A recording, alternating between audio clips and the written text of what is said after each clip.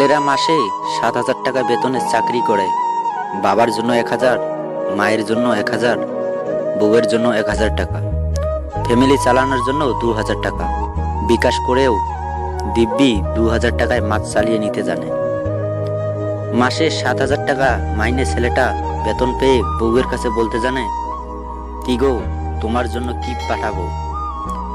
সামান্য বেতন পাওয়া যে ছেলেটা নিজের পুরনো জুতা বদলাবে বলে ঠিক করেছে, সেই ছেলেটাই মার্কেটে গিয়ে বউ আর বাবুর জন্য জুতা কিনে নিজের সেরা জুতা সেলাই করে মাসের পর মাস পরতে জানে।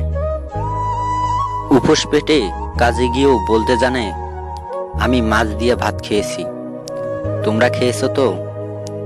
103 ডিগ্রি জ্বর নিয়ে কাজে গিয়েও বাবাকে বলে, আমি অনেক ভালো আছি, তোমরা ভালো আছো তো। নিজের পকেট ফাঁকা জেনেও বউকে বলে, একটু ধৈর্য ধরো, সামনের মাসে একজোড়া বালা কিনে দেব। ছেলেরা অনেক অনেক কিছু জানে। সকালবেলা লোকাল বাসে ঝুলে অফিসে যেতে জানে, লেট হলে বসের ঝাড়ি খেতেও জানে, 5টার অফিস রাত 8টা পর্যন্ত করতে জানে, অফিস থেকে ফিরতে লেট হলে বউয়ের কাছে জবাব দিতে জানে, রিক্সা ভাড়া বাঁচিয়ে হেঁটে হেঁটে বাড়ি আসার পথে বাবুর জন্য মজা কিনতেও জানে।